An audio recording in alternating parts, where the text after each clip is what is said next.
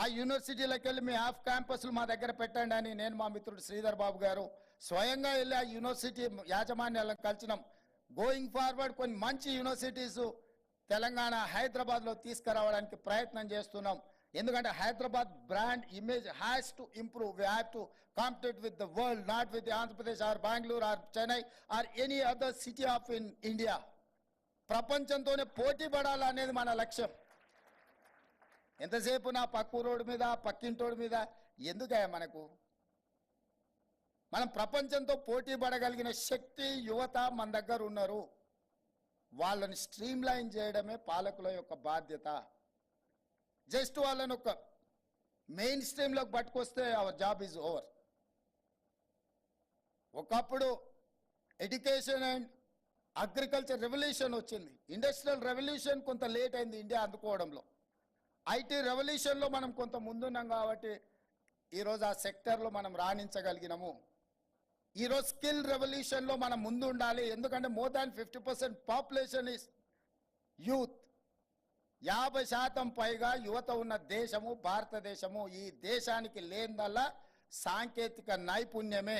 ఆ సాంకేతిక నైపుణ్యాన్ని అందించడానికి హైదరాబాదే ఒక హబ్గా కావాలి. హైదరాబాదే అల్టిమేట్ డెస్టినీ కావాలి. హైదరాబాదే విశ్వ నగరంగా మారాలి. మీకు శిక్షణ ఇవ్వాలి. ఆ శిక్షణలో భాగమే ఈరోజు banking, financial services and insurance company వాళ్ళందరినీ కూడా మనం ఇక్కడ ఈ వేదిక మీదకి తీసుకొచ్చినాం. అందులో భాగంగానే యంగ్ ఇండియా స్కిల్స్ యూనివర్సిటీని మనం ప్రారంభించుకున్నాం. దానికి మనం మా గవర్నమెంట్ నుంచి ఉండకుండా సక్సెస్ స్టోరీ ఉన్న Anand Mahindra vehicles automobile industry మీకు అందరు తెలుసు. పిల్లలందరు గ్రామాలలో ఎక్కడ చూసినా మహేంద్ర వెహికల్స్ ఉంటాయి. ఆ గ్రూప్ ఆఫ్ కంపెనీ చైర్మనే మన young India skills university chairperson కింద మనం రిక్వెస్ట్ చేసి అతన్ని అపాయింట్ చేసినాం. ఆ బోర్డులో డైరెక్టర్స్ అందరు కూడా రెడ్డి ల్యాబ్స్ నుంచి, అదానీ గ్రూప్స్ నుంచి, బిఎఫ్ఎస్ఐ నుంచి రకరకాల సక్సెస్ స్టోరీ ఉన్న కంపెనీల యజమానులనే ఆ యూనివర్సిటీ బోర్డులో డైరెక్టర్స్గా పెట్టినాము. రాష్ట్ర ప్రభుత్వం కేవలం ఫెసిలిటేటర్గా మాత్రమే ఉండదలుచుకున్నది. దానికి కార్పస్ ఫండ్ క్రియేట్ చేయడానికి నేను సెక్రటేరియట్కి ఒక 70 మందిని పిలిస్తే 65 మంది పారిశ్రామికవేత్తలు ముందుకు వచ్చారు. దాదాపు ఒక 300 కోట్ల రూపాయల కార్పస్ ఫండ్ ఆ యూనివర్సిటీని రన్ చేయడానికి. నా తెలిసి ఇక్కడనే JNT fine arts college principal గారు ఉన్నారు. వాళ్ళకు ఒక 10 లక్షల రూపాయలు కాలేజ్ నడపడానికి ఉన్న ఆ ఫైల్ తిరిగి వచ్చే వరకల్లా, ఆ ఫైల్ వెనక్కి వచ్చే వరకల్లా వాళ్ళ అవసరాలు 1 కోటి రూపాయలకు పెరుగుతాయి. అంటే ప్రభుత్వంలో ఉన్న విధానాలు కొన్ని బడ్జెట్ ఇవ్వాలన్నా నిధులు రావాలన్నా చాలా సమయం పడుతుంది. అది కూడా ఒక రకంగా మన సాంకేతిక నైపుణ్యాన్ని పెంపొందించుకోవడానికి ఇబ్బంది పెడుతుంది. ఉస్మానియా యూనివర్సిటీకి వెళ్ళి చూడండి, అక్కడ ఏం చేద్దామన్నా అక్కడ ఉన్న పరిస్థితులు వాళ్ళకి చదువుకునే దానికంటే అక్కడ ఉండే సమస్యల మీద దృష్టి పెట్టడానికే ఎక్కువ సమయం వృధా అవుతుంది. అందుకే వీటన్నిటిని ఆలోచన చేసి ఒక 500 crores corpus fund young India skills యూనివర్సిటీకి క్రియేట్ చేసి బ్యాంకులో పెడితే ఆ ఉండే మేనేజ్మెంటే, ఆ బోర్డ్ ఆఫ్ డైరెక్టర్స్ వాళ్ళే డిసైడ్ చేసుకుంటారు. వాళ్ళకి ఒక 10 కోట్లు కావాలంటే ఒక సంతకం పెట్టుకుంటే బోర్డు రెజల్యూషన్ చేసుకుంటే వాళ్ళు ఆన్ ద స్పాట్ వాళ్ళ డబ్బులు తీసుకొని వాళ్ళకి కావాల్సిన సిలబస్ ప్రిపేర్ చేసుకోవడానికి కానీ, ఎప్పటికప్పుడు సిలబస్ అప్గ్రేడ్ చేసుకోవడానికి కానీ ఉపయోగపడే విధంగా ఈరోజు మనం తీర్చిదిద్దినాం.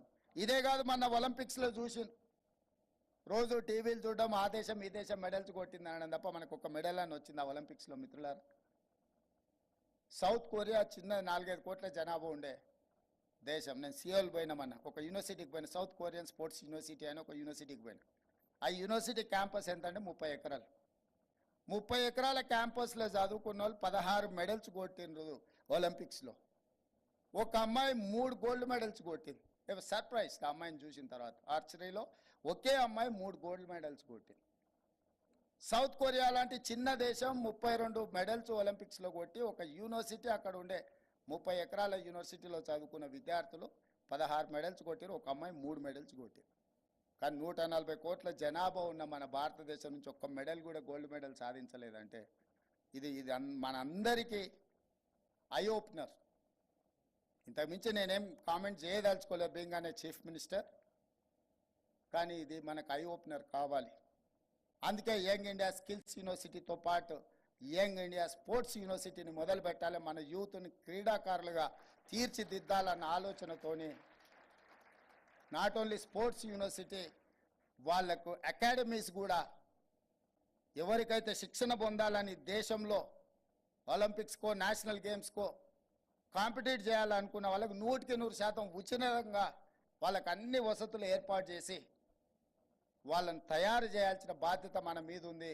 రాబోయే 1 ఇయర్లో యంగ్ ఇండియా స్పోర్ట్స్ యూనివర్సిటీతో పాటు యంగ్ ఇండియా అకాడమీని స్టార్ట్ చేసి, ఒక గోపీచంద్ అకాడమీలో నుంచి చాలామంది మెడల్స్ సాధించారు.